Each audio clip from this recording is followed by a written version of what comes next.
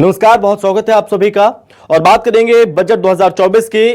और बजट पेश हो चुका है। बता दें कि वित्त मंत्री निर्मला सीतारमण ने बजट को पेश कर दिया। इस बीच मिडिल क्लास और रोजगार पर फोकस है सरकार का। विकसित भारत सरकार की पहली प्राथमिकता है, यह बात कही है वित्त मंत्री ने। गरीब, महिला और किसानों पर सरकार का पूरा फोकस है। अर्थव्यवस्था तेजी के साथ बढ़ रही है। पीएम आवास योजना में 3 करोड़ नए घर बनेंगे। एमएसएमई को 100 करोड़ तक का लोन मिलेगा। और साथ ही 500 टॉप कंपनियों में 1 करोड़ छात्रों को इंटर्नशिप। वहीं कृषि के लिए 1.52 लाख करोड़ मिलेंगे। रिसर्च को बढ़ावा देने पर जोर रहेगा सरकार का। रोजगार के लिए 3 स्कीम शुरू की जाएगी। युवाओं के लिए काफी अच्छा खजाना खोला है सरकार ने और काफी ध्यान दिया युवाओं को लेकर। ईपीएफओ के लिए नई योजना लाएंगे, यह बात कही वित्त मंत्री ने। पीएम योजना के तहत 15,000 रुपए मिलेंगे। महिलाओं के लिए 3 लाख करोड़ की योजना है। बाढ़ प्रभावित राज्यों के लिए 11,500 करोड़ सोलर स्कीम में आवंटित होंगे। और साथ ही 1.08 करोड़ घरों का रजिस्ट्रेशन। 12 नए इंडस्ट्रियल हबों को मंजूरी। 5 राज्यों में किसान क्रेडिट कार्ड लॉन्च होगा। तो ये ऐलान किए हैं। और साथ ही आपको बता दें कि एंजल टैक्स को खत्म किया गया है, जिसकी तारीफ की है पी चिदम्बरम ने भी। अपोजिशन ने भी इसकी तारीफ की। नए टैक्स रिजीम में टैक्स में थोड़ा राहत जरूर मिली है और इनकम टैक्स को आसान बनाया जाएगा, ये बात कही है वित्त मंत्री ने। इस पर पूरा फोकस रहेगा। युवाओं पर, महिलाओं पर ध्यान दिया जा रहा है। बता दें कि मोदी सरकार ने मिडिल क्लास और आयकर दाताओं को बड़ी राहत दी है। वही अगर हम बात करें टैक्स स्लैब की, तो 3 से 7 लाख पर 5% टैक्स और साथ ही 3 लाख इनकम तक कोई टैक्स नहीं लगेगा। ऐसा पहले भी था और इस बार भी 3 लाख तक कोई टैक्स नहीं। 10 से 15 लाख तक 20% टैक्स लगेगा और 3 से 7 लाख पर 5% टैक्स लगाया गया। महिलाओं के लिए शहरों में हॉस्टल खुलेंगे। महिलाओं के लिए तोहफे लेकर आई है सरकार। मुद्रा लोन 20 लाख करने का ऐलान किया गया है सरकार के द्वारा। पहले मुद्रा लोन में 10 शिक्षा के लिए 1.48 लाख करोड़ का बजट आवंटन होगा। अगर हम बात करें बिहार की, तो बिहार में गंगा पर 2 नए पुल बनाए जाएंगे, यह ऐलान भी किया गया। तो इस बजट में कई खास चीजें लेकर आई है इस बार सरकार और माना जा रहा है कि इससे बड़ी राहत मिलेगी महिलाओं को भी, युवाओं को भी। और साथ ही आपको बता दें कि कृषि पर भी सरकार का पूरा फोकस है। अगर शिक्षा की बात करें तो शिक्षा को लेकर भी सरकार ने पूरा ध्यान दिया। पीएम आवास योजना में 3 करोड़ नए घर बनेंगे। एमएसएमई को 100 करोड़ तक का लोन। 500 टॉप कंपनियों में 1 करोड़ छात्रों को इंटर्नशिप की सुविधा मिलेगी। ग्रामीण विकास के लिए 2,66,000 करोड़ का आवंटन होगा। महिलाओं के लिए 3 लाख करोड़ की योजना लाई जाएगी। पीएम आवास योजना में 3 करोड़ नए घर बनाए जाएंगे। हर महीने 500 रुपए इंटर्नशिप भत्ता मिलेगा। 12 नए इंडस्ट्रियल पार्क बनाए जाएंगे। इस बात की भी सरकार ने घोषणा की है। पीएम अन्य योजना को बढ़ाए जाने का ऐलान किया है। आंध्र प्रदेश को 15,000 करोड़ की मदद का ऐलान भी किया गया। शिक्षा की अगर हम बात करें, उच्च शिक्षा के लिए छात्रों को 10 लाख तक का लोन मिलेगा। हर महीने 500 रुपए इंटर्नशिप भी भत्ता मिलेगा छात्रों को। और साथ ही हर महीने 500 रुपए इंटर्नशिप की बात को लेकर जो जानकारियां निकल कर सामने आ रही है, उस पर सरकार का ये फोकस है कि जो बेरोजगारी बढ़ती जा रही है उसको बैलेंस करने की कोशिश की जा रही है। माना जा रहा है कि इसको संतुलन करने की कोशिश की है। और जिस तरह के ऐलान किए गए हैं उससे ये लगता है कि आगे आने वाले समय में रोजगार की संभावना और ज्यादा बढ़ेंगी। उच्च शिक्षा के लिए छात्रों को 10 लाख तक का लोन मिलेगा। तो ये तमाम ऐलान किए गए हैं इस बजट में इस बार। और सबसे महत्वपूर्ण जो सैलरीड हैं, जो वेतन मिलता है, जो जॉब करते हैं, उनके लिए टैक्स को लेकर हर किसी की उम्मीद थी। लेकिन इस बीच यहां पर तमाम चीजों को समझने की कोशिश करेंगे। लेकिन इस बजट को लेकर आम जनता की अब राय क्या है, क्योंकि बजट से पहले उम्मीद लगाए बैठे थे, लेकिन अब बजट सामने आ चुका है। तो बजट आने के बाद लोगों का रिएक्शन क्या आ रहा है, ये तमाम चीजें जानने की कोशिश भी कर लेते हैं। राजधानी रायपुर से नितिन नामदेव हमारे साथ जुड़ रहे हैं, हमारे सहयोगी। तो नितिन, इस बजट में हालांकि वैसे तो देखा जाए युवाओं के लिए भी, महिलाओं के लिए भी, किसानों के लिए, हर वर्ग का ध्यान दिया गया है। लोगों का क्या कहना है, युवाओं से बातचीत करने की कोशिश कीजिए। लोगों का क्या कहना है इस बजट को लेकर? देखिए, निश्चित रूप से छत्तीसगढ़ में भी अलग अलग तरह के लोग रहते हैं। कर्मचारी वर्ग भी हमारे साथ है और अलग अलग तरह से व्यापारी वर्ग भी। इन दिनों उनकी मीटिंग चल रही है, इसी बजट को लेकर लगातार संशय कर रहे थे कि किस प्रकार से बजट होगा, चूँकि बजट में सीधे रूप से दिखाई दिया है कि महिलाओं के लिए एक नौकरी के एक अलग द्वार खोले जाएंगे और किस प्रकार से टेक्नोलॉजी को बढ़ावा दिया जाएगा, किसानों के लिए अलग। फिलहाल कर्मचारी के प्रमुख नेता हमारे साथ विजय डागा जी और पूर्व एक्स आर्मी भी है, उनसे ही बातचीत करेंगे। किस तरह से देखते हैं अभी जो बजट जारी हुआ, नौकरी के काफ़ी फोकस किया गया नौकरी पे। अब मैं शासकीय कर्मचारी हूं तो इसलिए शासकीय हित में बात करूंगा कि जो आज लगभग हर विभाग में जो पद रिक्त है, चाहे वो केंद्र का कार्यालय हो या राज्य का कार्यालय हो, तो सरकार को यह देखना चाहिए कि एक जहां पर जो सेटअप होता है उसके अनुसार कर्मचारी नहीं है। रिक्त पदों के कारण जो अन्य शासकीय कर्मचारी उनके ऊपर बहुत ज़्यादा बोझ बढ़ चुका है, तो उस पर किसी भी प्रकार की शासन को योजना लानी चाहिए भर्ती को लेकर के कि नई भर्तियां किया जाए और बेरोजगारों को रोजगार मिले। यह सबसे पहल जरूरी है, करना चाहिए। कुछ महिलाएं भी हमारे साथ हैं, महिला कर्मचारी भी है। महंगाई की लगातार बात होती रहती है, इस बजट में कहा गया है कि महंगाई को कम किया जाएगा। महंगाई तो दिन प्रतिदिन तो बढ़ते ही जा रही, कम तो होने का नाम ही नहीं ले रही है। और शासन प्रशासन भी इस पे ध्यान तो दे ही नहीं रहा है कि उन चीज़ों को देखे जाए। यहाँ पे कर्मचारियों को भी महंगाई भत्ता जो है केंद्र के समान तो मिल ही नहीं रहा है, उस हर एक चीज़ के लिए आंदोलन ही करना पड़ता है। तो शासन को क्या है, समय समय पे महंगाई भत्ते को देना भी चाहिए ताकि कर्मचारी भी उन चीज़ों को समझें, सोचें, आंदोलन के लिए तैयारी ना करें। बिना आंदोलन के इन लोग 4% को अभी तक से हमारा बढ़ाया ही नहीं है। 46 का 46 है, केंद्र में 50 मिल रहा है, तो बहुत फर्क पड़ता है इन समय महंगाइयों में इन चीजों से। इन्होंने कहा है कि 46 का 46 मिल रहा है, केंद्र के समान बढ़ना चाहिए, क्योंकि केंद्र का ही ये बजट था। और भी लोग हैं, नौकरी के काफ़ी द्वार खोले जाएंगे। महंगाई की भी बात हुई है इस बजट में।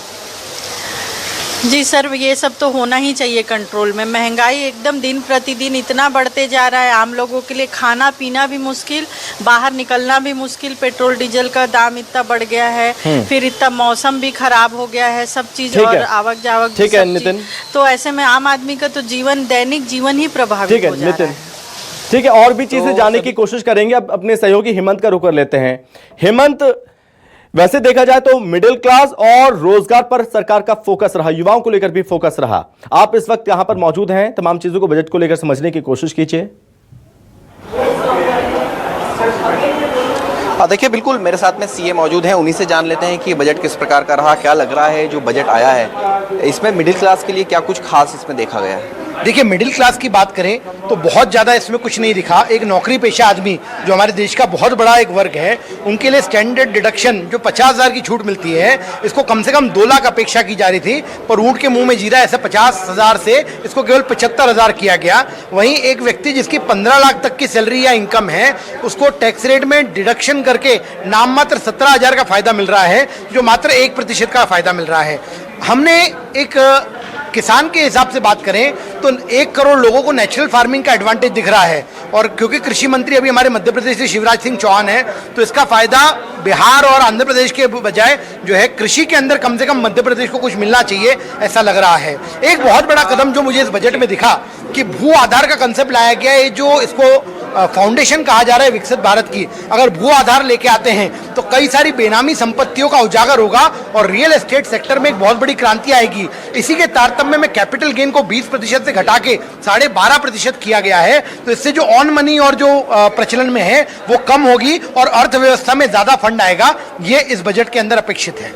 अच्छा, क्या लग रहा है, रोजगार की बात की गई थी कि इसमें नए रोजगार भी मिलेंगे, क्या लग रहा है कि इस बजट में रोजगार ज्यादा से ज्यादा आ पाएगा, क्योंकि एमएसएमई के लिए तो इसके अंदर बजट में कुछ नजर नहीं आ रहा है। देखिए, रोजगार की बात करें तो इंडस्ट्रीज को माइक्रो स्मॉल में मीडियम को भी शामिल कर लिया गया है। जो 50 करोड़ से 250 करोड़ तक की इंडस्ट्रीज हैं, उनके लिए भी बेनिफिट सरकार द्वारा अभी बजट के अंदर दिए गए हैं। और अगर मैं कोई नया उद्यम लगा रहा हूं, मुझे मशीन खरीदने के लिए लोन चाहिए, तो उसके लिए 100 करोड़ तक की गारंटी सरकार देगी, तो इससे कई नए नए उद्योगों की स्थापना होगी। स्टार्टअप में भी जब निवेश किया जाता था तो इनकम टैक्स के कई सारे प्रावधान रोड़ा बनते थे, उनको रिलैक्स कर दिया गया है, एंजल टैक्स को अबॉलिश किया गया है। तो स्टार्टअप से युवा नए स्टार्टअप में इसमें बढ़ावा मिलने की अंदेशा है। आयकर में आमूलचूल परिवर्तन किए गए हैं, जो अब फाइन प्रिंट आएंगे तो उससे दिखेगा। जी अच्छा, क्या लग रहा है बजट कैसा रहा? आपने पूरा बजट यहाँ पर सुना है, कैसे देखते हैं इस बजट को आप?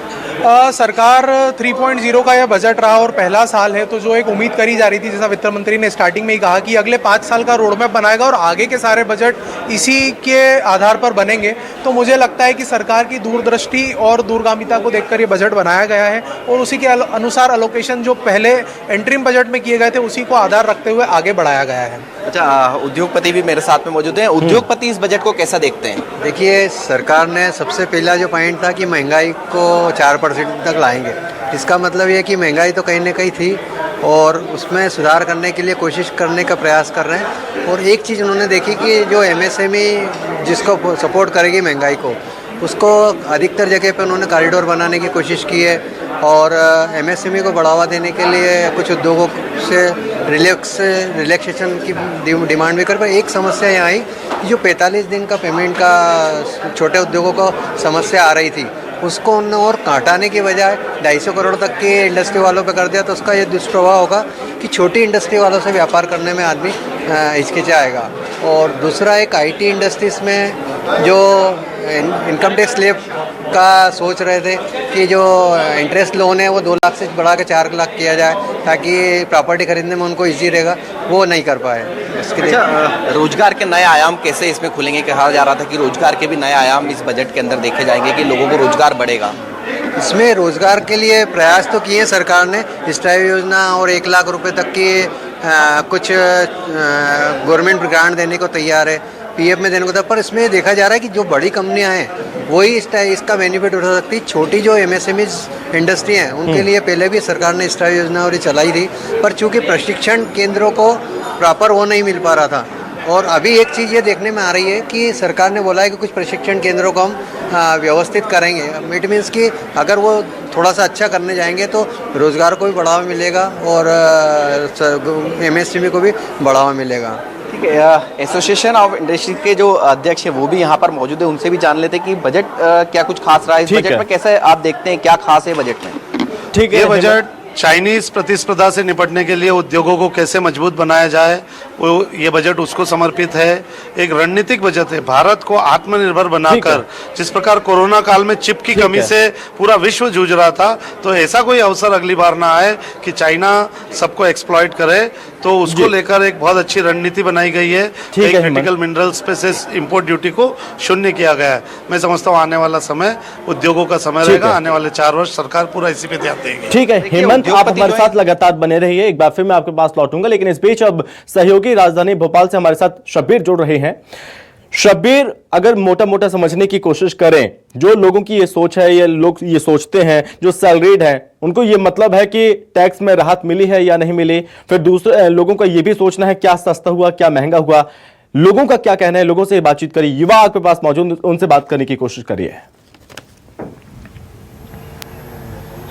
बिल्कुल संभव, आपने सही कहा। बजट पर अगर आम जनता का कोई ध्यान रहता है तो वो यही ध्यान रहता है कि क्या सस्ता हुआ है और क्या महंगा हुआ है, और इसके साथ साथ टैक्स स्लैब में कितना बढ़ा है या फिर कम किया गया है सरकार की तरफ से। लेकिन इस बार के बजट की बात की जाए तो ये कह सकते हैं कि चुनावी राज्य कई हैं जहां पर युवाओं का मुद्दा काफी हावी रहता है, खासकर हरियाणा और बिहार की बात की जाए। और सरकार की तरफ से युवाओं को लेकर कई ऐलान किए गए हैं, चाहे हम बात करें 500 देश की शीर्ष जो कंपनियां हैं वहां पर 1 करोड़ युवाओं को वहां पर इंटर्नशिप करवाया जाएगा और उसके अंदर 5,000 रुपए दिए भी जाएंगे। इसके अलावा भी स्किल डेवलपमेंट को लेकर कोशिश है सरकार की, बच्चे स्किल ज्यादा हो, यानी खुद एक तरीके से ऐसा कोर्स सीखे या फिर खुद को स्किल कर लें कि आने वाले भविष्य उनका बेहतर हो। कैसे देखते हैं युवा होने के नाते आप बजट को? देखिए, युवा होने के नाते मैं बड़ा निराश हूँ कि जो सरकार 2 करोड़ रोजगार की बात करती थी आज इंटर्नशिप पर आ गई है। क्या पता कल को बोलेगी कि हम इंटर्नशिप देने में भी नासफल है। मतलब देखिए, एक बच्चा जो अपनी इंजीनियरिंग में लाखों रुपए खर्च कर इंजीनियरिंग की डिग्री प्राप्त करता है, क्या वो 5,000 रुपये महीने के लिए कहीं इंटर्नशिप करेगा या उसको 50,000 रुपये की जॉब गवर्नमेंट को मुहैया करानी चाहिए? आज जो दर हमारी जीने की है उसमें 5,000 रुपये मैं नहीं मानता कि किसी के घर का रेंट भी भर सकते हैं। तो एक युवा होने के नाते मैं बड़ा निराश हूँ इस बजट से कि हम युवाओं पे ध्यान नहीं दिया गया। युवाओं को लोन देने की बात कही गई, तो युवा को लोन क्यों देना चाह रहे हैं आप? शिक्षा के लिए क्यों लोन देना चाह रहे हैं? शिक्षा फ्री क्यों नहीं कर पा रहे हैं? ये एक बहुत बड़ा मुद्दा हम युवाओं के लिए है। लेकिन एक चीज और है, 10 लाख से 20 लाख किया गया, स्किल डेवलपमेंट के लिए भी प्रयास किए, लाखों करोड़ रुपए उसके लिए भी आवंटित किए गए। और इंटर्नशिप में पहले कुछ भी नहीं मिलता था। एक तो एक आपको मौका मिलेगा कि इंटर्नशिप में आपको 5,000 भी मिलेंगे, बेहतर काम करेंगे तो दूसरी कंपनी में अप्लाई भी कर सकेंगे। देखिए, फिर से एक प्रकार से सरकार ने युवाओं को और छात्रों को झुंझुना पकड़ाने का काम किया है, क्योंकि जिस प्रकार से ये अगर स्किल डेवलपमेंट की बात करते हैं या लोगों को इंटर्नशिप देने की बात करते हैं, तो कहीं ना कहीं इनको थोड़ा सा पीछे जाना चाहिए और ये देखना चाहिए कि कईयों विदेशी कंपनियां हैं, कईयों देश के निवेश करी कंपनियां हैं, उनने इतनी नौकरियों की छटनी कर दी है कि अब ये युवा मतलब बेरोजगारी की दर इतनी बढ़ चुकी है। इन पूरे 5 सालों में सरकार ने क्या कार्य किया, क्या नहीं किया? पहले तो उनको ये बताना चाहिए था कि हमने इतने युवाओं को इतनी नौकरियां दिलवाई। सबसे पहली बात तो उनसे ये होनी चाहिए थी। दूसरी, कहीं ना कहीं फिर से एक जुमलेबाजी इनकी वापस शुरू कर ठीक से संभव आप देख सकते हैं यहाँ पर युवा जो हैं वो थोड़े से रोजगार को लेकर के इंटर्नशिप भले से दी जाएगी, 5,000 रुपए माफ कीजिएगा, उसके अंदर स्टाइफंड के तौर पे भी दिए जाएंगे, लेकिन उनका कहना है कि नौकरी का क्या। मैं हमारे साथ बरकतुल्लाह यूनिवर्सिटी के छात्र भी हैं, उनसे भी जान लेते हैं क्या लग रहा है भविष्य क्या युवाओं का इस बजट को देख के बाद। मैं तो बोलूँगा कि इतने टाइम से देख रहे हैं तो इनकी कथनी और करनी में बहुत अंतर है, तो ज़्यादा तो अपन इन पे भरोसा नहीं कर पाएंगे। लेकिन अब जब बोल रहे हैं तो इतना सोच लेते हैं कि हाँ ठीक है, एक बार अभी सरकार में तो देखते हैं क्या करते हैं। लेकिन जैसे ये बोला है कि 5,000 रुपये इंटर्नशिप देंगे, तो 5,000 रुपये में आजकल क्या होता है, यदि 100 रुपये का पेट्रोल भी जाएगा, 100 रुपये का यदि वो उसका खर्चा भी होगा तो 3,000 रुपये तो उसी में चले गया उसका। वो खाएगा क्या और कमाएगा क्या? मतलब वो अपने रोज मतलब नई स्किल भी डेवलप नहीं कर पाएगा, क्योंकि उसमें मेंटली प्रेशर आएगा, क्योंकि यदि उसको नौकरी नहीं मिलेगी। और रही बात ये जो बोल रहे हैं कि 1 लाख हम इतना खर्चा कर रहे हैं, तो आप पुराना उठा के देख लीजिए, आपने कितनी नौकरी दी है। इनकी 15 साल सरकार है, आप देख लीजिए कितनी नौकरियां दी हैं। ठीक है, देख सकते हैं संभव यहाँ नौकरियां कितनी दी हैं, सरकार ने झुंझुना पकड़ा दिया है। थोड़ा लग रहा है कि राजधानी भोपाल में जो युवा है वो थोड़ा निराश भी है इस बजट से। एक बार फिर से वापस रुक करेंगे, राजधानी रायपुर का नितिन हमारे साथ बने हुए हैं। तो नितिन, आप इससे पहले कर्मचारियों से बातचीत करने की कोशिश कर रहे थे, उन्होंने भी बताया कि जो हमारे ऊपर बोझ है वो बोझ कम करने की कोशिश सरकार को करनी चाहिए थी, वो बोझ नहीं कम किया गया। और दूसरे और कुछ महिला कर्मचारी भी है, उनका कहना है कि एक तरफ नौकरियों की बात उन्होंने की, बेरोजगारी बढ़ती जा रही है उसको लेकर भी बात की कि सरकार को ध्यान देना चाहिए। तो उन्होंने दूसरी और बात भी की कि महंगाई बढ़ती जा रही है, सरकार को उस पर ध्यान देना चाहिए। लेकिन कुछ चीजें सस्ती भी हुई हैं, जो चीजें सस्ती हुई हैं उसको लेकर क्या कहना उनका? कि महंगाई की बात लगातार महिलाएं करती हैं और बजट चाहे राज्य का हो या केंद्र का हो, लगातार महिलाओं को केवल महंगाई की चिंता ज़्यादा सताती है। इसी को लेकर कर्मचारी हैं फिलहाल काफ़ी उम्मीद लगाए थे इस बजट से। आप लोगों ने जिस प्रकार से बताया कि 46% वोट था, लेकिन अभी तक बढ़ा नहीं। कहीं ना कहीं इसको लेकर पिछली सरकार में भी प्रदर्शन करते आए थे, इस बजट में भी काफ़ी उम्मीदें लगाई थी कर्मचारियों। बजट को लेकर के हमेशा एक उत्साह रहता है कि जो जनवरी और जुलाई का फिक्सेशन किया हुआ है कि इस समय हमारी महंगाई भत्ता में बढ़ोतरी की जाएगी, उसको लेकर के काफ़ी उम्मीद थी। और जो हम लोग लगभग 4% पीछे चल रहे हैं केंद्र की अपेक्षा। जो जनवरी में बढ़ जाना चाहिए था वो बढ़ा नहीं है, और केंद्र एक तरफ जुलाई में अभी नई घोषणा करके 4% या 5% आवश्यक रूप से ही बढ़ाएगा ही बढ़ाएगा, जहां केंद्र कर्मचारियों को फिर से महंगाई भत्ता का जो लाभ है वो मिल जाएगा। फिर हम वही जो ये अनियमितता है इसको शासन को दूर करना चाहिए। जो बड़े बड़े अधिकारी, उच्च अधिकारी बैठे हैं वह भी यही महंगाई भत्ता की मार खा रहे हैं। तो कहीं ना कहीं इसको फैसला लेने के समय अपना निर्णय जरूर लिया जाए कि हम अपना हित का काम कब करेंगे। इस अनियमितता को दूर करने के लिए मैं सरकार से अपील करता हूं, निवेदन करता हूं कि जो पक्ष में आने के बाद, सत्ता में आने के बाद आप नई नई घोषणाएं करते हैं, उसको लेकर के ये झूठा घोषणा ना करें। जो एक बात ये भी है कि आपने लगातार कर्मचारियों की बात की, लेकिन इस बजट में 2-3 चीज़ें और भी हैं। शिक्षा को लेकर स्तर में बदलाव किया जाएगा, विकास को लेकर नए नए गाथाएं लिखी जाएंगी। इसके साथ ही जो आवास है, आवास की लगातार चर्चाएं होती हैं भाजपा सरकार में, तो वो भी लगातार बढ़ाए जाएंगे। शहरी विकास के लिए 10 लाख करोड़ रुपए की घोषणा की गई। ये तमाम चीज़ें भी, इनको आप किस तरह से देख रहे हैं? नहीं, सही बात है। जिसको जिस चीज़ की आवश्यकता है, यदि उसको लेकर के सरकार कोई आवश्यक कदम ले रही है, उठा रही है और उस पर ऑन ग्राउंड काम कर रही है, तो वह सराहना के लायक है कि आपने जो वादा किया था उस काम को आपने सबके सामने दिखाया कि हमने ये काम किया था, तो जिससे आम जनता तो जरूर खुश होगी। मगर इस काम को जो निर्धारण करता है, उस काम के पीछे भागता है, वो एक शासकीय कर्मचारी के क्रियान्वयन से ही वो पूरा होता है। तो शासकीय कर्मचारी को भी लेकर के साथ में सरकार को चलना चाहिए। एक आखिरी सवाल, आप पूर्व आर्मी में भी रहे हैं, आर्मी ऑफिसर भी आप रहे हैं, सुरक्षा को लेकर लगता है कि सरकार अच्छा काम कर रही है? बिल्कुल। अभी जो चाहे वो राज्य स्तर की बात हो, देश में 2 प्रकार की सुरक्षा होती है, एक आंतरिक और एक बाह्य। तो आंतरिक सुरक्षा में जो छत्तीसगढ़ के लिए सबसे बड़ी अभी जो दिक्कत की बात है वो नक्सलाइट वाला काम है। तो उसमें नक्सलवाद क्षेत्र में जो नक्सलाइट लोगों को लेकर के जो नए नए इन्होंने प्रयोग किए हैं, ऑपरेशंस किए हैं, उसमें इनको सफलता मिली है, जो सराहनीय है। और माननीय गृह मंत्री श्री विजय शर्मा जी को इसका लाभ मिलना चाहिए कि उन्होंने जो कदम उठाया होगा, जो भी निर्णय लेकर के सुरक्षा दृष्टिकोण करके लेकर छत्तीसगढ़ को जो सही राह में पहुंचाया है, उसके लिए मैं साधुवाद। साल में नक्सल मुक्त करने की बात भी बिल्कुल, वो यदि इस लेके चलेंगे कि तो बहुत बड़ा नक्सलवाद नहीं है। इससे बड़ा जम्मू कश्मीर का क्षेत्र है, अरुणाचल का क्षेत्र है, जहाँ नागालैंड के जहाँ पर स्टार्ट हुआ था आतंकवाद, जब वहां पर आज भारत ने कंट्रोल पा लिया है, तो ये भी आसानी सी बात है जहां पा सकते। ठीक है नितिन, आप हमारे साथ बने रहिए और इस बीच सहयोगी हिम्मत हमारे साथ बने हुए हैं। हिम्मत, अगर आप तक आवाज पहुंच रही है तो आपके पास कुछ सीए मौजूद हैं, कुछ अर्थशास्त्री भी मौजूद हैं, उनसे इन चीज़ों को जानने की कोशिश कीजिए कि सरकार ने एक बार फिर से 5 साल तक मुफ्त राशन स्कीम, इसका भी ऐलान किया कि ये बनी रहेगी। 1 करोड़ घरों को 300 यूनिट बिजली की बात कही। ग्रामीण विकास के लिए 2,66,000 करोड़ खर्च किए जाएंगे। इंफ्रास्ट्रक्चर के लिए 26,000 करोड़ का आवंटन किया जाएगा। देश में 12 नए इंडस्ट्रियल पार्क खोले जाएंगे। इन चीजों से किस तरह से मैनेज करने की सरकार ने कोशिश की है? बिल्कुल, देखिए इंडस्ट्रीज जो हैं वो भी मेरे साथ में मौजूद है। सर, इस बजट को कैसे देखते हैं? क्या वाकई में इस बजट में जो रोजगार की बात की गई थी, वो रोजगार और ये सब चीज़ें दी हैं? जो मेन गवर्नमेंट का फोकस रहा है, सेंट्रल गवर्नमेंट का एमएसएमई के ऊपर रहा है। एमएसएमई के ऊपर अच्छी रिलीफ दी गई हैं और फंडिंग के ऊपर प्रोसेस किया गया, क्योंकि इंडस्ट्री की बैकबोन एमएसएमई है। 65% एम्प्लॉयमेंट एमएसएमई देता है और जीडीपी का 35% एमएसएमई देता है। तो सेंट्रल गवर्नमेंट का फोकस एमएसएमई के ऊपर ज़्यादा रहा है। बाकी बजट प्रोग्रेसिव है, 5 साल का उन्होंने रोड मैप दिया है और माननीय प्रधानमंत्री जी और निर्मला सीतारमण जी को बधाई। मुझे उम्मीद है कि आने वाले दिनों में हमारा जो ग्रोथ है वो अच्छा रहेगा। इंटरनेशनल में जो रिसेशन है, यूरोप, अमेरिका, उन सबसे हम बेटर काम करेंगे। सर, जितनी उम्मीद थी बजट की, उस उम्मीद पर बजट खरा उतरा है या फिर उम्मीद से कुछ कम रहा? 100% बजट उस पर खरा उतरा है। मैं 10 में से 9 मार्क्स दूंगा। बजट बहुत अच्छा रहा है और बहुत सारी चीज़ों को देखना पड़ता है, फ्री बीज वगैरह ये वो, और डेवलपमेंट के ऊपर, इंफ्रास्ट्रक्चर के ऊपर अच्छा काम हो रहा है।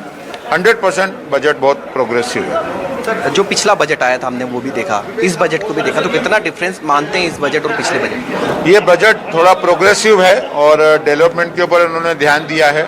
महंगाई भी कंट्रोल रहेगी, इन्फ्लेशन रेट भी कंट्रोल रहेगा। निश्चित बजट अच्छा है। बिल्कुल। सीए भी मेरे साथ में मौजूद है। मैम, आपने इस पूरे बजट को काफ़ी ध्यान से यहाँ पर सुना था, क्या खास इस बजट में आपने देखा? इस बजट में क्या कुछ खास देखा आपने, जो बजट आम जनता से जुड़ा हुआ रहा या इंडस्ट्री से जुड़ा हुआ रहा, जो बात कही गई थी, जो दावे किए गए थे, उन दावों पर उतरता हुआ नजर आया ये बजट? जैसा कि शुरुआत में भी ये कहा गया कि मंगलवार को मोदी का मंगलमय बजट, मुझे लगता है कि ये ग्लोबल लीड करने की तरफ है, विकसित भारत बनाने की तरफ बजट है, क्योंकि इसमें काफ़ी सारी जगह पे एमएसएमई, मैन्युफैक्चरिंग यूनिट, एम्प्लॉयमेंट, साथ में टेक्नोलॉजी और साथ में जैसे कस्टम वगैरह के सब में थोड़ा थोड़ा छूट दी है, जिससे कि हमारे मैन्युफैक्चर को जो यहाँ पे यूनिट्स में कुछ लगता है उसको एग्जम्पशन में दिया है, कम रेट करी है एक्सपोर्ट को बढ़ावा देने के लिए। क्योंकि आज हम कहते हैं कि भाई चाइना सबसे ज़्यादा लीड करता है, पर अब यूएस और यूके जो डेवलप्ड इकोनॉमी है वो इंडिया की तरफ देख रही है कि किस तरीके से इंडिया एक मैन्युफैक्चरिंग हब हो। मैम, मिडिल क्लास की अगर बात की जाए तो मिडिल क्लास फैमिली के लिए क्या खास रहा इस बजट के अंदर, क्योंकि जो इनकम थी उसके अंदर तो कुछ चेंजेस नहीं किया, तो चूंकि उम्मीद थी कि 3 लाख तक तो टैक्स नहीं लगता, उसे बढ़ाकर 3.5 लाख कर देंगे, लेकिन वहाँ पर भी कुछ ऐसा नज़र नहीं आया। जैसे कि ना हर बार ये कहा जाता है, मैं बोलती हूँ कि आपके 140 बिलियन जो हमारी पॉपुलेशन है उसमें से टैक्स पेयर 2% है और सबसे ज़्यादा बात होती है टैक्स पेयर की। तो ये जो 2% टैक्स पेयर है वो पूरे इकोनॉमी में सबसे ज़्यादा जैसे टैक्स कलेक्शन का पार्ट बनते हैं, चाहे वो जीएसटी हो चाहे इनकम टैक्स हो।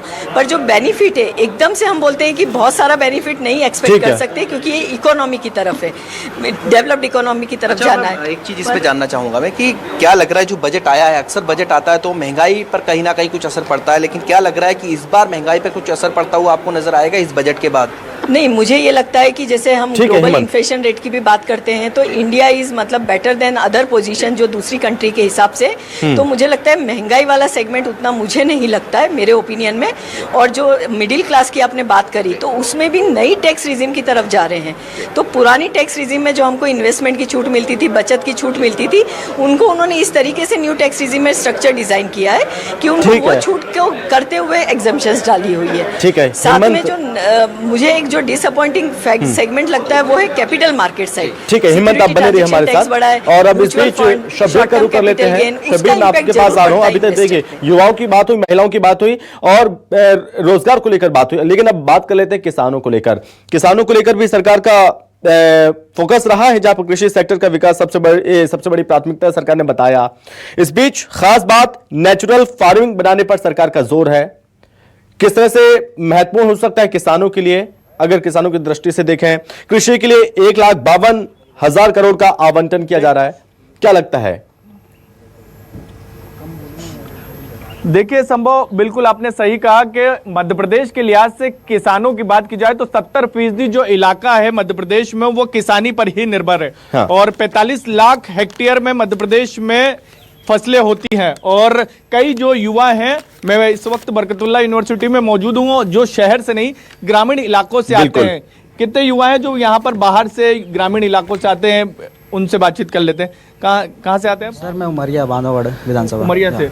किसानों को लेकर बजट में क्या देखते हैं और क्या उम्मीद थी आप लोगों को एक किसान होने के नाते पर? उम्मीद तो ऐसी जगह तो खत्म है इनकी, जो बोलते हैं वो चीज़ वो करते ही नहीं है। बजट तो लागू कर दिए लेकिन उस बजट पर को वो पूरी तरह से कायम नहीं कर पाते हैं। लेकिन सरकार की तरफ से बाकायदा पूरी योजना, कार्य योजना तैयार की गई है, बजट भी आवंटित किया गया है कि इतने लाख करोड़ रुपए रहेंगे अलग अलग योजनाओं के लिए। किसान क्रेडिट कार्ड के लिए भी कुछ राज्यों में वापस से बनाए जाएंगे। सर वो जो बोल रहे हैं वो सब दिखावा है उनके लिए, वो सिर्फ दिखा रहे हैं कि हम लोगों के लिए ये कर रहे हैं, इतना बजट पास कर रहे हैं, कृषि के क्षेत्र में हम ये काम करेंगे, लेकिन वो काम होता नहीं है पूरी तरह से। लेकिन हम देखते हैं कि पीएम आवास योजना के तहत ग्रामीण इलाकों में घर भी बनते हैं। जब हम जाते हैं तो देखने को भी मिलते हैं ग्राउंड पर के वहां पर घर भी बने। सर पीएम आवास में मानता हूं काफ़ी लोगों को मिला है, लेकिन जिन चीज़ों को जो गरीबी स्तर से है, जिनके पास कुछ नहीं है, घर भी नहीं है, उन चीज़ों को नहीं, उन लोगों को नहीं मिल पा रहा है वो चीज़ें। वो लोग इसका फ़ायदा उठा पा रहे हैं जो कि उस चीज़ से सक्षम है, घर परिवार से उनको मिल रहा है। आप क्या कहेंगे? आप तो शहर से आते हैं, एक शहर के युवा होने के नाते मैं ये कहना चाहूँगा कि जो घर आपने बोला जो बनते हैं तो उसमें जितनी परेशानी उठानी पड़ती है एक ग्रामीण नागरिक को और शहरी मतलब जो आदमी है उसको बहुत तकलीफें उठानी पड़ती है। वजह ये है तकलीफ उठाने का कि जो उनको और पैसा भी खर्च करना पड़ता है। जैसे अगर 5 लाख रुपए उनको मिल रहे हैं तो उनको 2 लाख रुपए खर्च करना पड़ेगा, तब जाके वो 5 लाख रुपए मिलेंगे। और वो 5 लाख भी किस कंडीशन में मिलते हैं वो व्यक्ति जब तक खत्म हो जाता है। क्या देखते हैं कि युवा होने के नाते इस बजट के अंदर आप? देखिए अभी थोड़ी देर पहले आप कृषि की बात कर रहे थे तो फसल का जो दाम है वो सरकार ने देने का वादा किया था। आज ये जो बजट साल भर के लिए आया है इसमें भी उन्होंने कृषि के क्षेत्र में दाम बढ़ाने की बात की है, किसानों को राहत देने की बात की है। लेकिन मेरा ऐसा मानना है कि जो वादा किया गया था कि फसल का दाम दोगुना हो जाएगा, वो 27 गुना हो जाएगा, ये 2700 हो जाएगा, ये अभी तक पूरा नहीं किया गया है। तो ये उम्मीद राज्य सरकार ने ऐलान करा था चुनाव की बात जी, जो सत्ताधारी पार्टी तो वो एक ही है। तो मेरा ऐसा मानना है कि ये उम्मीद भले ही दिला रहे हैं कि बजट की घोषणा में कृषि के क्षेत्र में जो है सरकार विस्तार करेगी, लेकिन मेरा ऐसा मानना है कि जब तक वो चीज़ें इम्प्लीमेंट ना हो जाए तो उम्मीद लगाना बेकार है। आप कुछ कह रहे थे, एक सवाल वो ले लेते हैं संभव, क्योंकि बार बार कह रहे हैं। हम यही बोलेंगे, देखिए हम तो खुद खेती किसानी वाले लोग हैं। मैं तो यही बोलूँगा कि इन्होंने जो 2700 रुपये कुंटल गेहूँ खरीदने का वादा करा था, क्या वो वादा पूरा करे इन्होंने? और इससे पहले जो अभी किसान जा रहे थे पंजाब और हरियाणा के, यदि उनकी बात यदि नहीं मान सकते हैं तो वो किसानों के हित में यदि ये सोचते हैं तो उनको रोकने के लिए कीले और इतनी बंदोबस्त नहीं करते, उनकी बात सुनते। यदि ये सच में किसान हितकारी होते, ये केवल एक एजेंडा उठाते हैं कि हम किसान के हितकारी हैं, बाकी ये कुछ नहीं करते हैं, ये सिर्फ केवल जुमलेबाजी वाली सरकार। किसानों को लेकर क्या कहेंगे? ये किसान पहले भी परेशान था और आज भी परेशान है। लेकिन सरकार की तरफ से योजनाएं तो लाई गई हैं, 2000 रुपये भी अकाउंट में डाले जाते हैं, राज्य सरकार भी दे रही है, बाकायदा सीधे अकाउंट में जा रहे हैं। किसका पैसा किसको दे रहे हैं ये आपको भी पता है, ये हमको भी पता है। युवाओं को जो पैसा मिलना चाहिए, जो अच्छे क्षेत्रों में पैसा लगना चाहिए, आज मध्य प्रदेश सरकार के ऊपर 84,000 करोड़ का कर्जा है। ये कर्जा ये केंद्र सरकार से मांग के आज लोगों के अकाउंटों में डालने का काम कर रही है, ना कि किसी के लिए अच्छा काम करने की कोशिश कर रही है। चलिए ठीक है, बहुत धन्यवाद शब्बीर आपका लोगों से बातचीत करने के लिए। हेमंत आपका भी बहुत धन्यवाद, और नितिन आपका भी बहुत धन्यवाद लोगों से बातचीत करने के लिए। तो ये बजट आ चुका है, बजट को लेकर कुछ लोग हताश जरूर हैं, कुछ लोग निराश हैं, लेकिन कुछ लोग खुश जरूर आ रहे हैं। कुछ ऐसे वर्ग भी हैं जिनको ये लगता है कि ये फायदेमंद बजट है, देश के विकास वाला बजट है, और जो सरकार ने आगे का रोड मैप तैयार किया है उसको ध्यान में रखते हुए ये बजट उस रोड मैप को पूरा जरूर करेगा। विकसित भारत की झलक नजर आती है। इस तरह की तमाम बातें भी इस बजट को लेकर कही जा रही हैं विशेषज्ञों के द्वारा, एक्सपर्ट्स के द्वारा।